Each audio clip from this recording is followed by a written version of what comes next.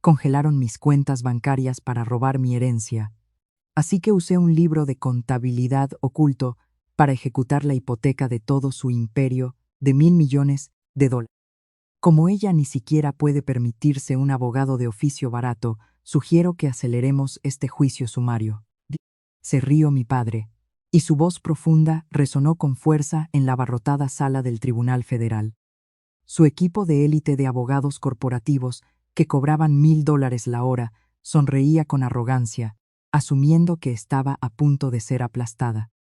Me quedé allí sola en la mesa de la defensa, vistiendo un sencillo y económico blazer gris carbón.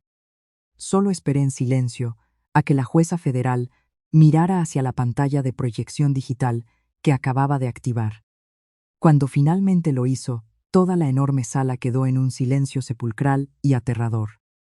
La jueza giró lentamente su severa mirada hacia el abogado principal de mi padre, quien estaba increíblemente pálido, y dijo: «Ella no necesitará un abogado en absoluto, consejero. Pero le sugiero encarecidamente que contrate uno para usted mismo de inmediato». El abogado principal se puso completamente blanco y dejó caer literalmente su caro bolígrafo de oro al suelo. Tartamudeó, con las manos visiblemente temblorosas: «Dios mío, miren esa firma». Las rodillas de mi padre se doblaron de hecho, violentamente. Agarró con fuerza el borde afilado del estrado de los testigos para evitar desplomarse y susurró un nombre específico que pensó que estaba enterrado para siempre: Victoria. Yo soy Gwen. Antes de contarles cómo derribé quirúrgicamente el imperio de tecnología y bienes raíces de $1.200 millones de mi padre con un solo documento censurado, díganme en los comentarios desde dónde están viendo esto. Denle a me gusta y suscríbanse si les encanta ver cómo la gente obtiene lo que merece por sus propias manos codiciosas. Al crecer en los suburbios exclusivos y acomodados de Chicago, nuestra familia proyectaba una imagen de perfección intocable. Mi padre, Edward, era el implacable director ejecutivo de un fondo de inversión diversificado en bienes raíces y tecnología. Nuestra casa de la infancia era una extensa propiedad multimillonaria con pisos de mármol importado, altísimos techos abovedados y una entrada circular permanentemente llena de autos de lujo europeos alquilados. Pero detrás de esas pesadas puertas de roble, hechas a medida, el ambiente era completamente sofocante. Siempre fui considerada la mayor decepción de la familia. Mientras mi padre valoraba la ambición despiadada, y mi madrastra, Catherine, valoraba el trepismo social descarado y cruel, yo era tranquila, analítica y ferozmente independiente. Elegí construir una lucrativa carrera rastreando específicamente dinero oculto en el extranjero, desenmascarando el fraude corporativo y auditando conjuntos de datos financieros globales. Para ellos, yo era solo una aburrida y patética calculadora de números que carecía del supuesto espíritu visionario y de élite de la familia. Mi hermana menor, Vanessa, por el contrario, era la impecable niña de oro.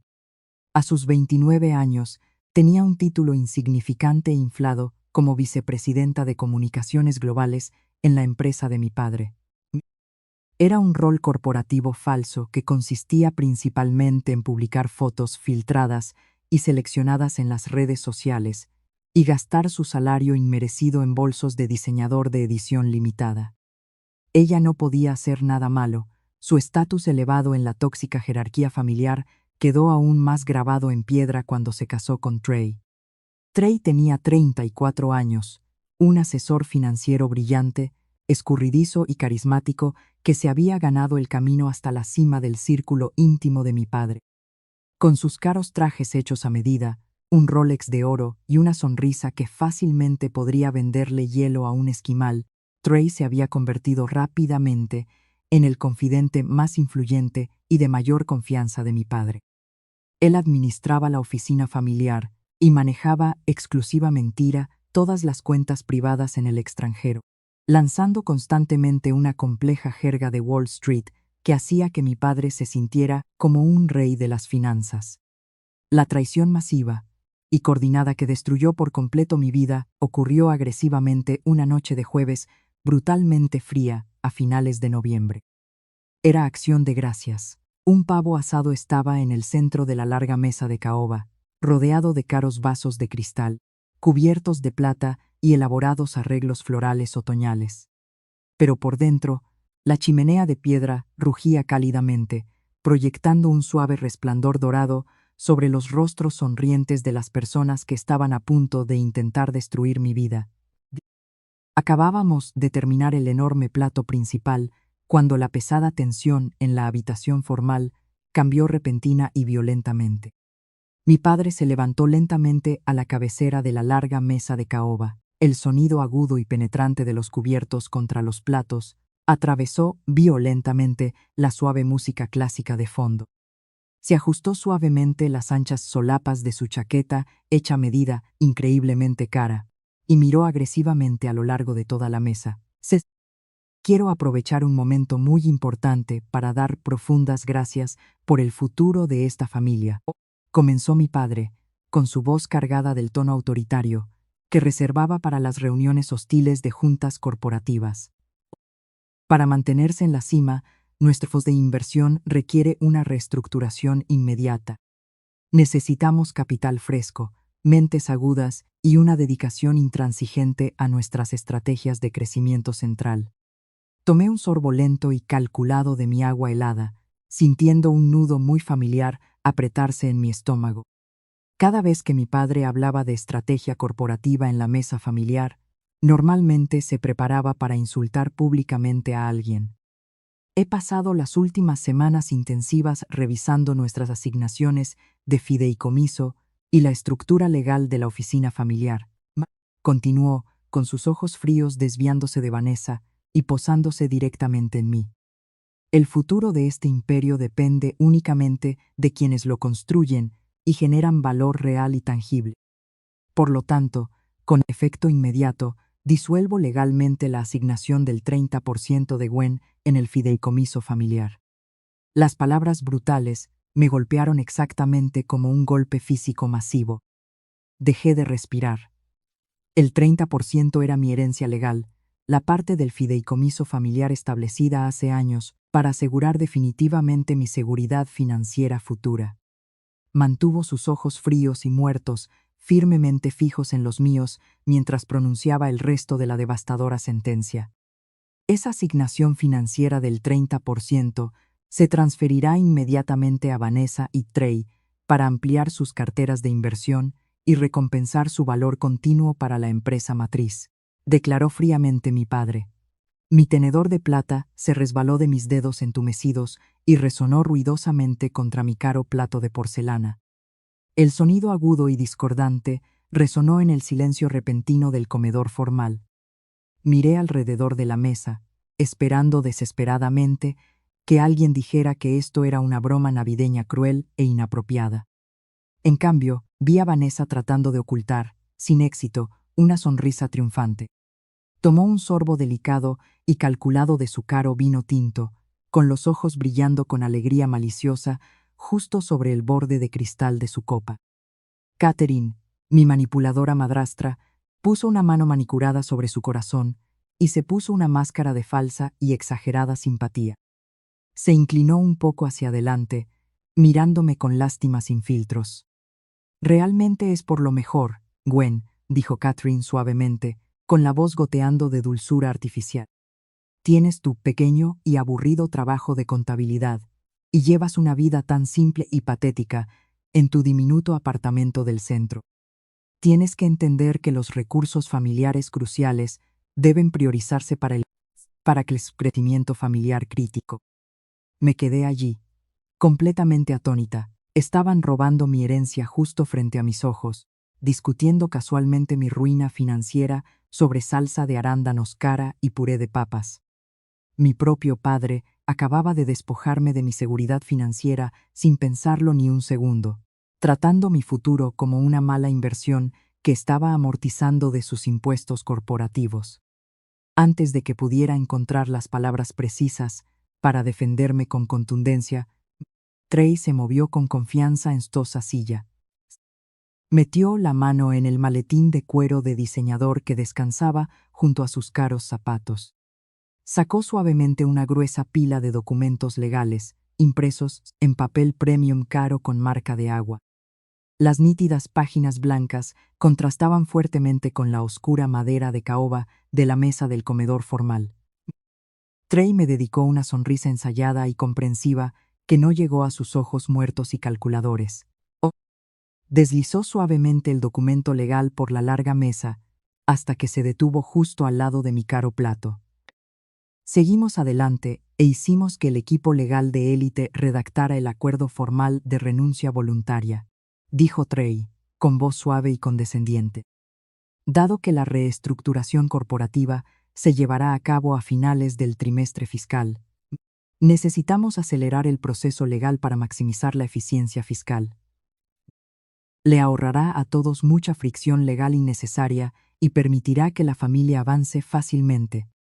Miré agresivamente las letras negras, pesadas e increíblemente audaces impresas claramente en la parte superior de la página.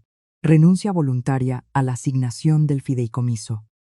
No solo querían tomar mi dinero, querían que se los entregara voluntariamente, querían que me rindiera, y, lentamente, deliberadamente, empujé mi silla lejos de la mesa larga. La caoba raspó contra el piso de mármol importado, causando un ruido áspero y chirriante que hizo que Catherine hiciera una mueca.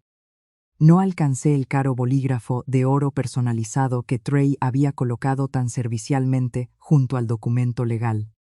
En cambio, levanté la pesada y masiva pila de papel y comencé agresivamente a leer activamente. No solo leí rápidamente los encabezados en negrita. Leí meticulosamente la letra pequeña. Mi lucrativa carrera se basa en encontrar las mentiras escondidas en los márgenes, los silenciosos engaños enterrados en el párrafo 14 de un contrato legal supuestamente estándar. Mis ojos agudos escanearon rápidamente las cláusulas de transferencia de activos. Estaban intentando transferir mi participación legal del 30% a una sociedad de cartera específica y apalancada. Era la misma entidad fantasma que Trey había creado hace 8 meses para gestionar unas facibiens, adquisición de bienes raíces comerciales de alto riesgo en el centro. Dejé el documento sobre la mesa y miré a Trey. Mantenía su sonrisa pulida, pero un pequeño músculo cerca de su mandíbula marcada estaba temblando. No estás reestructurando por eficiencia fiscal, Trey dije, manteniendo la voz neutral. Estás intentando tapar ilegalmente un agujero en tu arruinada liquidez. La sonrisa perfectamente ensayada desapareció del rostro de Trey en menos de un segundo. Perdona, escupió Trey, perdiendo toda su calidez artificial. Me incliné hacia adelante con agresividad, golpeando con mi dedo índice la cláusula específica de transferencia de activos en el contrato. El proyecto comercial en el South Loop que adquiriste la primavera pasada está gravemente en números rojos, afirmé con claridad, mi voz cortando el silencio del comedor. Las tasas de alquiler comercial se han desplomado y tu inquilino principal se declaró en bancarrota hace 2 semanas. El fondo inmobiliario está perdiendo cantidades enormes de dinero en efectivo y necesitas mi 30% del fideicomiso para cubrir tus terribles inversiones antes de que la cartera colapse. Un silencio sofocante y profundo cayó instantáneamente sobre el comedor formal. El rostro de mi padre se oscureció y un rubor rojo, peligroso y furioso, subió por su cuello. Catherine dejó de fingir compasión y simplemente me miró con los ojos muy abiertos, horrorizada. Trey soltó una carcajada áspera, se ajustó su costosa corbata de seda, cambiando su postura de una falsa confianza relajada a una intimidante. Se inclinó sobre la mesa de caoba, alzándose sobre el caro centro de mesa. Es por eso que nunca entenderás la gestión de capital de alto nivel, Gwen, se burló Trey, lanzando una ráfaga de jerga financiera diseñada para confundirme y menospreciarme.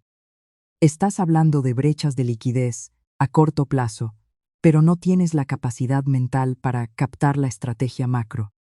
Si normalizas el EBITDA en un rendimiento proyectado a 5 años, la relación deuda-capital se alinea con nuestros acuerdos de financiación mezanine. Señaló mi rostro con un dedo largo y acusador. Te fijas en el pasado muerto, Gwen escupió, no tienes la capacidad mental para comprender las métricas de crecimiento global necesarias para mantener a esta poderosa familia en la cima de la cadena alimenticia. Solo eres una auditora aburrida y patética que entra en pánico en cuanto una cartera sufre un declive estratégico calculado. Antes de que pudiera desmantelar su ridícula ensalada de palabras, Vanessa se unió a la pelea. Golpeó la mesa de caoba con su mano perfectamente arreglada, y su anillo de compromiso de diamantes captó la luz de la costosa lámpara de araña. Dios, eres tan vergonzosa, Gwen, se burló Vanessa, con un tono lleno de un asco absoluto.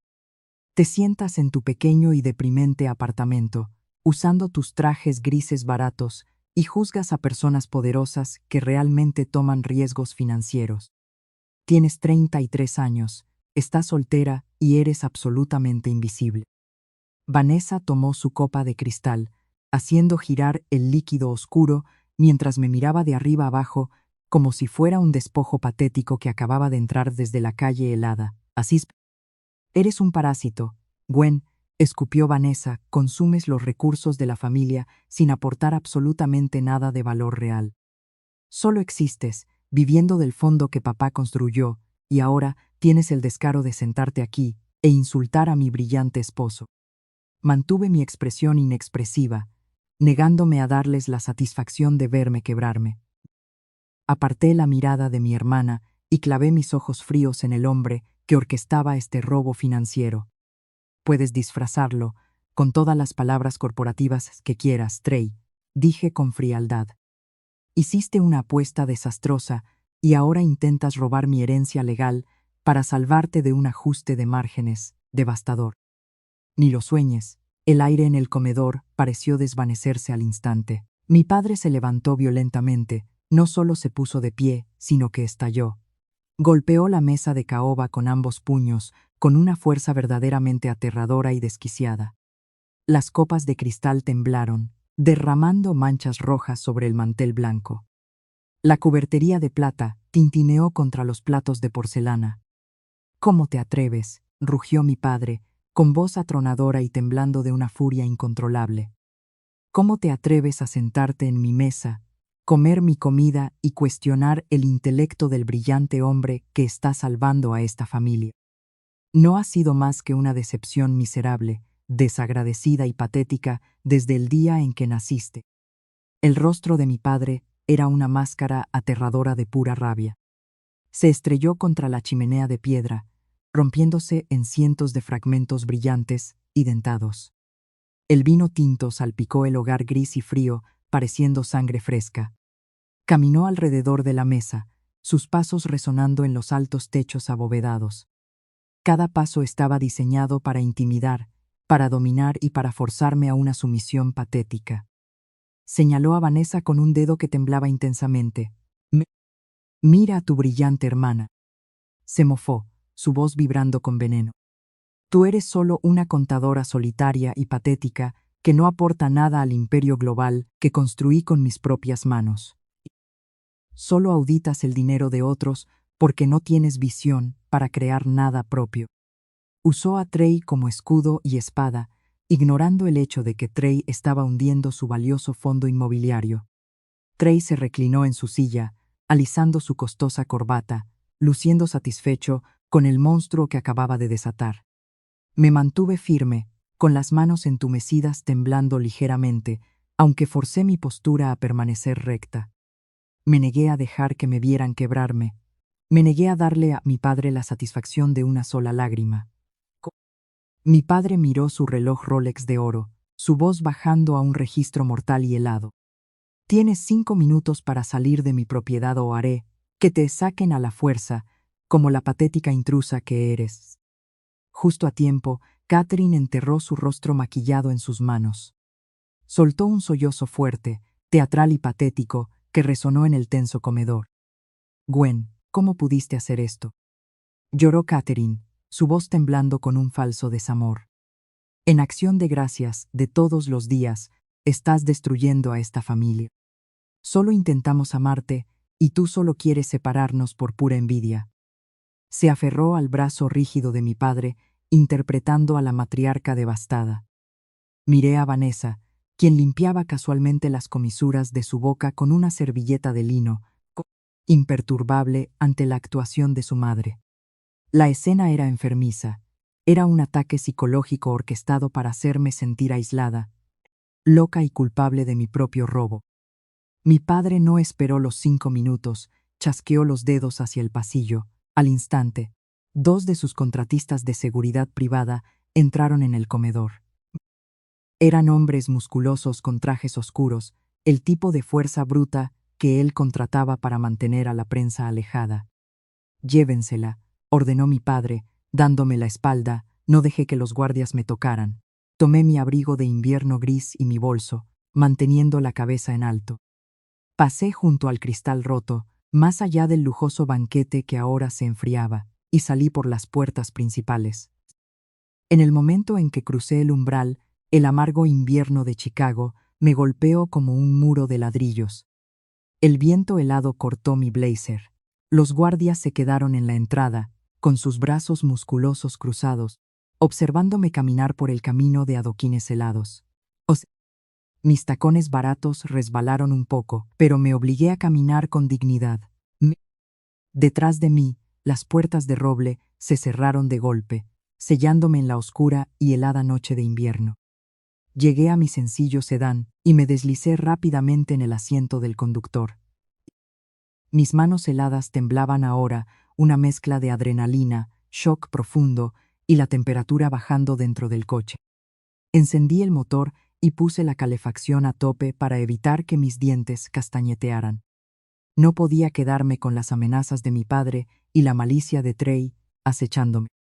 Necesitaba encontrar un motel barato en el centro para reagruparme, analizar los datos financieros que había memorizado y planear mi defensa legal contra el descarado robo corporativo de Trey. Saqué mi teléfono con la intención de reservar una habitación anónima. Abrí mi aplicación bancaria segura para revisar mi saldo. La pantalla brillaba en la oscuridad, el círculo de carga giró durante unos segundos. Esperé, respirando sobre mis manos ahuecadas. De repente, la pantalla brilló intensamente. Un cartel rojo, audaz y deslumbrante, apareció en la parte superior de mi teléfono. Parpadeé, asumiendo que era una conexión débil o un error del sistema. Actualicé la página. El mismo mensaje aterrador permanecía allí, brillando en letras rojas. Cuenta completamente congelada. El pánico empezó a arañar mi pecho helado. El aire gélido se me quedó atrapado en la garganta seca. Abrí rápidamente mi aplicación bancaria secundaria, esa que estaba vinculada a mis ahorros personales privados, separados del fideicomiso familiar. Inicié sesión con dedos frenéticos y torpes. La pantalla brillante cargó lentamente. Cuenta completamente congelada. Saqué mi tarjeta de crédito de emergencia, una de alto límite. Abrí la aplicación segura y comprobé el estado en línea. Acceso denegado agresivamente. La realidad brutal y asfixiante de mi situación me golpeó de golpe. Mi padre y Trey no solo me habían echado a la nieve helada y peligrosa, ya habían utilizado el poder legal de la oficina familiar en mi contra. Aprovechando un vacío legal de cumplimiento corporativo, Trey probablemente clasificó todas mis cuentas personales como activos mezclados del fideicomiso familiar, provocando un bloqueo inmediato bajo el pretexto de una revisión de seguridad interna. Estaba sentado, atrapado en un coche helado, en medio de una noche de invierno brutal en Chicago. No tenía acceso a mis ahorros, ni tarjetas de crédito funcionales, ni efectivo en mi cartera. Estaba aislado, fuera de mi propia vida y completamente arruinado. Mi aliento gélido se evaporaba en el aire frío del habitáculo mientras la brutal realidad de su estrategia encajaba en su lugar. Esto no era un fallo temporal del banco, ni un simple error administrativo. Como arquitecto experto en datos financieros globales, reconocí el mecanismo legal que Trey había activado. Gestionar la oficina familiar le daba una supervisión administrativa total sobre todo el capital conectado. Al redactar un informe de auditoría interna falso, alegando que mis cuentas personales estaban mezcladas ilegalmente con los activos del fideicomiso, Había convertido las leyes de cumplimiento bancario de élite en un arma contra mí.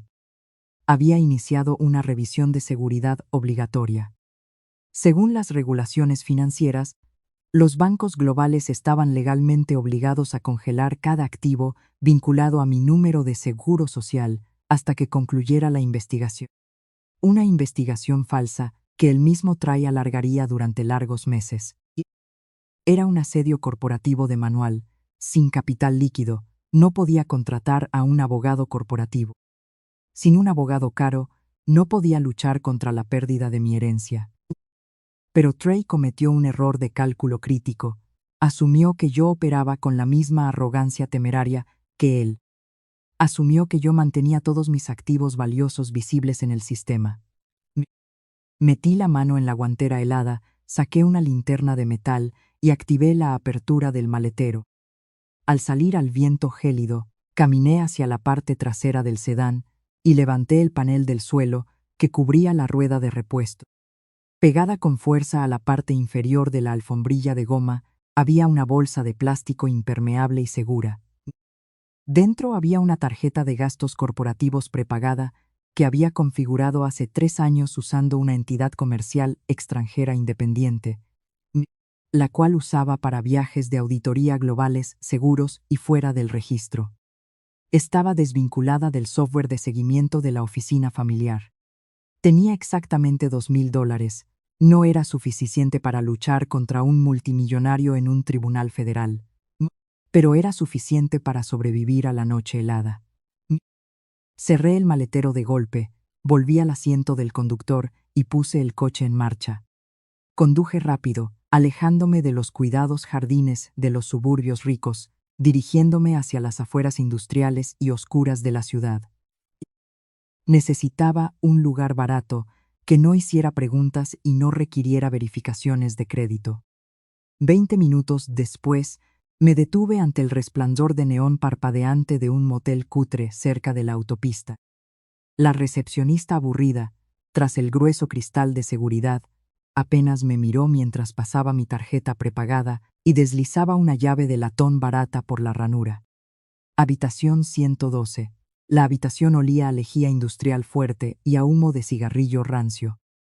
Una única bombilla desnuda iluminaba el papel pintado amarillo que se pelaba y un televisor barato atornillado a la cómoda de madera. Eché el cerrojo, puse la cadena de metal y me senté en el borde afilado del colchón hundido. Los viejos muelles de metal crujieron con fuerza bajo mi peso. Mantuve puesto mi abrigo fino de invierno, envolviendo mis brazos helados alrededor de mi cintura temblorosa para detener los intensos espasmos. Necesitaba pensar con claridad, necesitaba planear cuidadosamente una contraofensiva corporativa. Justo cuando mi cerebro empezaba a repasar las posibles vías legales para descongelar mis cuentas, mi teléfono inteligente sonó de repente. El pitido alegre sonó absurdamente en el silencio lúgubre de la habitación del motel. Saqué el dispositivo de mi bolsillo, esperando un mensaje de texto burlón de Vanessa. En cambio, era un correo urgente marcado con banderas rojas de alta prioridad. Revisé rápidamente el dominio del remitente y mi sangre se heló por completo. Era del poderoso socio director del bufete de abogados de élite de mi padre. Los mismos tiburones legales despiadados que él usaba para aplastar sin piedad a sus rivales comerciales. Mi pulgar se mantuvo sobre la pantalla brillante. Abrí el mensaje. Adjunto había un documento legal grueso que llevaba el sello azul oficial del Tribunal de Distrito Federal. Mis ojos entrenados escanearon la jerga legal compleja, analizando la redacción con rapidez experta. No era solo un aviso formal de desheredación. Una desheredación simple requeriría un largo proceso sucesorio, dándome tiempo para impugnar legalmente la pérdida. Esto era un ataque inmediato y calculado diseñado para borrarme del mapa. Leí el encabezado en negrita y mayúsculas de la demanda. Era una demanda civil masiva presentada contra mí personalmente. El cargo no era un simple incumplimiento de contrato. El cargo no era insubordinación básica. El cargo era espionaje corporativo y robo de secretos comerciales de élite. Mi corazón martilleaba contra mis costillas. Trey había tomado mi evaluación precisa de su fallida cartera inmobiliaria en la cena de Acción de Gracias y la había convertido en un arma maliciosa. La demanda alegaba que había hackeado ilegalmente los servidores de la oficina familiar para robar datos financieros confidenciales. Afirmaban que mi conocimiento de las inminentes llamadas de margen en el gran proyecto South Loop era el resultado de un ciberataque deliberado y malicioso en lugar de una deducción contable básica. Al presentar esta demanda fabricada, mi padre exigía cientos de millones de dólares en daños punitivos. Si perdía, no solo perdería mi herencia, quedaría enterrado bajo una deuda corporativa el resto de mi patética vida. Además, una demanda pendiente por espionaje corporativo activaría instantáneamente una bandera roja en mi industria. Ninguna firma de contabilidad forense de élite contrataría a un auditor senior acusado de robar datos de clientes. Me convertiría en un paria profesional. Era un golpe letal calculado para asegurar que nunca pudiera volver a trabajar como auditor tecnológico global de élite. No solo querían mi dinero, querían destruir mi nombre profesional, arruinar mi futuro y dejarme sin nada más que una montaña de deudas. Pasé el resto del fin de semana helado atrapado en esa habitación de motel cutre, alimentándome de café de cafetería y pura adrenalina. Me negué a dejar que el pánico me consumiera. Organicé mis pensamientos de forma meticulosa y sistemática, redactando contraestrategias mentales y enumerando cada contacto que tenía en el sector legal. Me convencí de que, por mucho que Edward y Trey intentaran asfixiarme financieramente, todavía poseía un activo intocable, mi lucrativa carrera. Era un auditor tecnológico global respetado en una de las firmas más prestigiosas del centro de Chicago. Tenía un historial impecable, un salario de 6 cifras y la confianza de los socios principales. Podía contraatacar. Durante las siguientes 48 horas, operé bajo una desesperación absoluta. Usé los últimos fondos de mi tarjeta, prepagada, para viajar por toda la ciudad, asegurando consultas legales de emergencia con 3 abogados defensores diferentes. Busqué específicamente litigantes corporativos de alto nivel, el tipo de abogados despiadados que construyeron sus carreras luchando en disputas financieras complejas. La primera reunión masiva duró exactamente 12 minutos. Me senté en una oficina elegante y costosa, con paredes de cristal frente a un litigante de traje impecable. Revisó la denuncia federal inicial, notando la gravedad de los cargos por espionaje corporativo. Se inclinó hacia adelante, visiblemente intrigado por el caso, y pidió un anticipo de $75,000 para comenzar la fase de descubrimiento legal. Mantuve la compostura mientras explicaba que todos mis activos personales y conjuntos habían sido congelados maliciosamente por el demandante bajo leyes de cumplimiento bancario predatorias. Le pregunté si su prestigioso bufete aceptaría el caso bajo una tarifa de contingencia. La sonrisa profesional del abogado de alto nivel desapareció al instante. Se puso en pie, me devolvió la demanda y, con cortesía pero firmeza, me indicó la puerta de cristal. La segunda consulta fue tensa, con un abogado corporativo de defensa con buenos contactos. Escuchó mi resumen sobre la cena de Acción de Gracias mientras tomaba notas diligentemente. Parecía listo para montar una defensa hasta que revelé el nombre del demandante. En el momento en que pronuncié el nombre de mi padre y mencioné su fondo de inversión inmobiliaria de $1,200 millones, el abogado dejó caer su pluma de oro. Se puso pálido. Me explicó que su firma de élite realizaba ocasionalmente trabajos de registro subcontratados para las enormes empresas de mi padre. Ocos alegó un conflicto de intereses y prácticamente salió corriendo de su propia y costosa sala de juntas.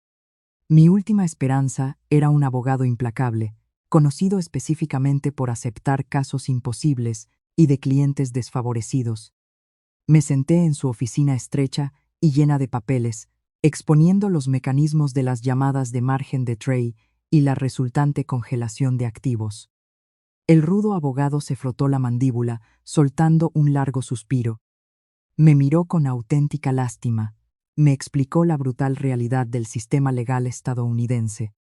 El equipo de élite de mi padre nos ahogaría en mociones interminables, peticiones de descubrimiento implacables y retrasos presales.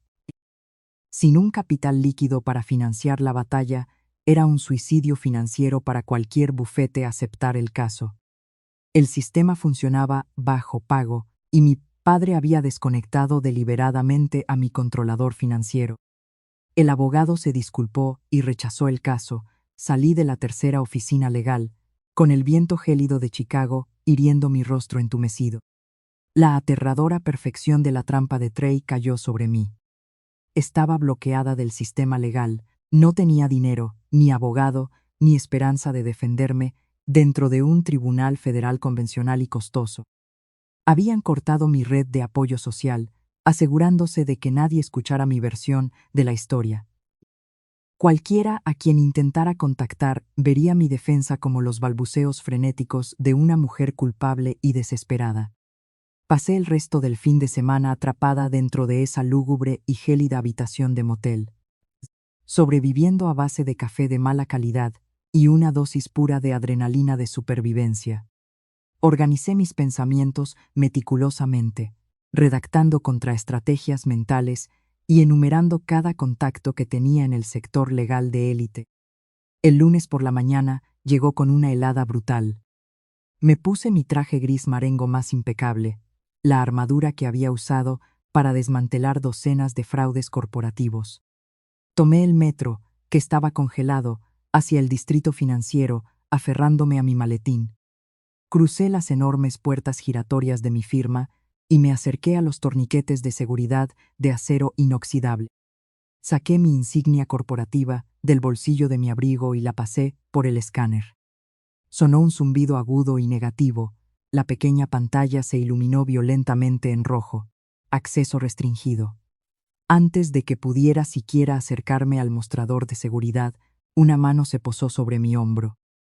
Me giré y vi al jefe de seguridad flanqueado por 2 guardias. Con cortesía pero con firmeza, me escoltó al Departamento de Recursos Humanos en la planta baja. Me llevaron a una sala de juntas estéril y sin ventanas. Sentado al otro lado de la larga mesa estaba el director de Recursos Humanos, junto al señor Bradley, el socio director de mi división. Reconocí de inmediato el documento que estaba sobre la mesa. Era la misma demanda que el equipo legal de mi padre me había enviado por correo electrónico. Recibimos una llamada muy preocupante anoche. Gwen, dijo el señor Bradley. Nos informaron que eres actualmente la acusada principal en una demanda masiva por espionaje corporativo. Con efecto inmediato, quedas bajo suspensión administrativa indefinida y sin goce de sueldo hasta la resolución absoluta de estos graves cargos federales. Trey había desmantelado expertamente mi reputación profesional en menos de 48 horas. Me entregaron una caja de cartón estándar y me ordenaron recoger mis pertenencias personales, mientras un representante junior de recursos humanos observaba cada uno de mis movimientos. Los guardias de seguridad me escoltaron fuera, arrojándome de nuevo sobre el pavimento gélido del distrito financiero.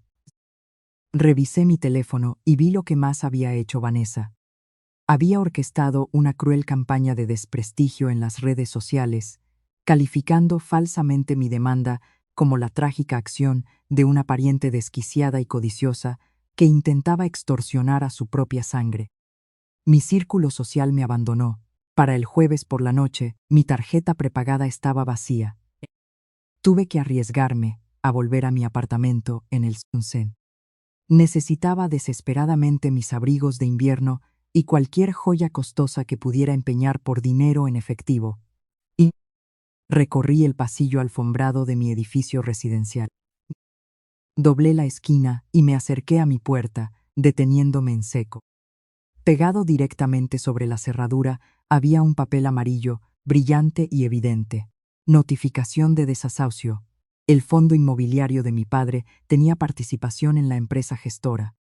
Trey había aprovechado la falsa investigación de ciberdelincuencia para forzar un bloqueo inmediato. Llamé al corrupto administrador del edificio, citando leyes de inquilinos, y lo obligué a concederme un plazo supervisado de 2 horas para recoger mis objetos especiales. Vacié el enorme apartamento hasta dejarlo en los huesos, trabajando con una velocidad frenética y mecánica. Finalmente llegué al fondo de mi vestidor. En la esquina más oscura y profunda, enterradas bajo una capa de polvo, había 3 cajas de cartón selladas con cinta adhesiva quebradiza. Reconocí de inmediato la letra descolorida, Linda Victoria. Eran las pertenencias de mi madre biológica. Tomé la caja superior. El cartón viejo estaba dañado por años de almacenamiento, y el fondo se venció. Una cascada de objetos cayó al suelo, fotografías descoloridas, viejos planificadores y pilas de estados de cuenta bancarios amarillentos se esparcieron por la madera. Mientras rebuscaba bajo una pila de recibos, mis dedos rozaron algo grueso. Lo saqué por completo. Era un libro de contabilidad de cuero verde oscuro. El lomo estaba desgastado por el uso.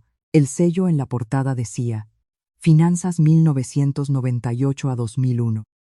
Esos fueron los años en que mi padre supuestamente construyó su imperio inmobiliario desde cero. Abrí la pesada cubierta de cuero. Columnas de datos financieros estaban tachadas con un marcador negro grueso. Alguien había pasado por el libro, página por página, censurando secciones de la historia financiera. Pero quien lo hizo era un aficionado. No entendía cómo un contador forense de élite lee los fantasmas financieros. Me levanté rápidamente y llevé el libro hacia la luz brillante de mi cocina. Sostuve el papel grueso frente a la bombilla del techo. La intensa luz atravesó el marcador barato, revelando los números originales, sangrando a través de la tinta. Mi padre siempre le dijo a la prensa financiera que obtuvo su capital inicial a través de un préstamo apalancado de un grupo privado anónimo. Pero los números que me miraban bajo la tinta negra contaban una historia diferente. No hubo ningún préstamo privado, hubo una inyección de dinero en efectivo de $12 millones. El dueño de la cuenta no era un banco corporativo. La única propietaria de los $12 millones era Linda Victoria. Y él había enterrado su huella financiera bajo tinta negra barata. Avancemos hasta el día de hoy. Como ella ni siquiera puede pagar un abogado de oficio, sugiero que aceleremos este juicio sumario. Se rió mi padre, su voz resonando en la abarrotada sala del Tribunal Federal. Su equipo legal de élite sonrió, asumiendo que estaba a punto de ser aplastada. Me quedé sola en la mesa de la defensa. No dije ni una sola palabra, solo esperé a que la juez federal mirara la pantalla de proyección. Cuando finalmente lo hizo, se giró hacia el pálido abogado principal de mi padre. Ella no necesitará un abogado. Pero le sugiero que contrate uno inmediatamente. Las rodillas de mi padre flaquearon. Se agarró al borde del estrado y susurró un nombre que creía enterrado para siempre: Victoria. Mi madre biológica, Linda Victoria, fundó este holding con $12 millones de su propio capital. Declaré, mi voz amplificada cortando el silencio de la sala. Mi padre falsificó los documentos de transferencia de activos tras su muerte. Pero mi brillante madre anticipó su codicia, escondió una cláusula fundamental oscura y hermética dentro de los estatutos originales de la compañía. Presioné una tecla en mi computadora portátil, cambiando la proyección masiva. La cláusula dicta que, si se descubre cualquier manipulación fraudulenta con respecto a los activos fundamentales, el 100% de la compañía pasa inmediata y automáticamente al único heredero biológico, al cumplir los 33 años. El rostro pulido de Trey se tornó de un tono gris aterrador. Cumplí 33 hace 3 semanas, dije, mi voz resonando con una frialdad definitiva. Lo que significa legalmente que no solo poseo mi asignación del 30% robada. Las llamadas de margen que Trey intentó cubrir desesperadamente usando mi dinero ya han incumplido. Y como Trey cometió fraude electrónico federal para ocultar los déficits corporativos, el FBI está esperando fuera de las puertas de este tribunal. Catherine soltó un grito teatral y desquiciado al chocar contra la aplastante realidad. Estaba en la ruina. Trey intentó salir corriendo por las puertas laterales, pero los agentes federales lo derribaron contra el duro suelo de la sala, colocándole unas frías esposas de acero en sus muñecas temblorosas. Y mi padre se desplomó en su costosa silla, convertido en un hombre destrozado y arruinado, sin nada a lo que aferrarse. Con total calma, cerré mi computadora portátil plateada, la guardé en mi maletín de cuero y salí de la Corte Federal. Los dejé a todos ahogándose entre las ruinas de sus mentiras, mientras yo me marchaba con mi imperio de $1.000 millones. Déjenme saber qué piensan de esta historia en los comentarios. No, denle un me gusta y suscríbanse para más historias de venganza calculada.